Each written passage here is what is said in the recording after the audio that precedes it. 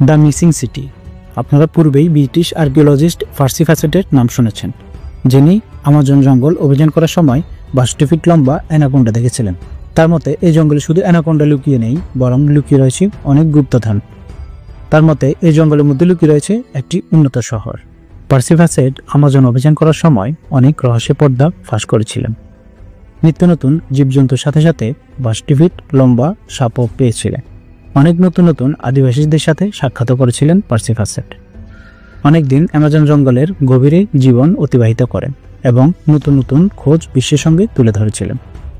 পার্সি ফ্যাসেটের জীবনী নিয়ে অনেক হলিউড মুভিও তৈরি হয়েছে, কিন্তু পার্সি ফ্যাসেট আমাজন জঙ্গল অভিযান শুধুমাত্র একটি সোনা খুঁজতে করেছিলেন, যে শহরটির নাম তিনি দিয়েছিলেন সিটি অফ জি। আসলে এই সোনার শহর খোঁজার কৌতূহলের পিছনে একটি কারণ রয়েছে। 1920 সালে সে ব্রাজিলের ন্যাশনাল লাইব্রেরিতে একটি পাণ্ডুলিপি দেখতে পায়। এই পাণ্ডুলিপিকে 1753 সালে একটি পর্তুগিজ আর্কিওলজিস্ট লিখেছিলেন। পর্তুগিজ আর্কিওলজিস্টের মতে সে এই জঙ্গলে অভিযান করার সময় এমন একটি শহর দেখেছিলেন যা অনেক আধুনিক আর উন্নত। তাছাড়া প্রাচীন গ্রিসেও এই জঙ্গলের মধ্যে একটি গুপ্ত শহর সম্পর্কে উল্লেখ করা হয়েছে। পার্সি ফ্যাসেট যখন এই পাণ্ডুলিপিটা পড়েন তখন তিনি নিশ্চিত হয়ে যান যে এই শহর সত্যিই আমাজন জঙ্গলে রয়েছে। এই কারণে তিনি 1921 সালে এই শহরের সন্ধানে বেরিয়ে পড়েন, কিন্তু প্রচণ্ড বৃষ্টির কারণে তার অভিযান বন্ধ হয়ে যায়।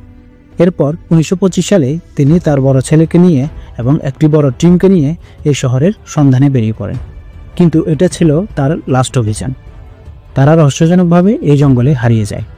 পরে অনেক সার্চিং টিমকে সেখানে পাঠানো হয়, কিন্তু তাদের হদিস পাওয়া যায়নি।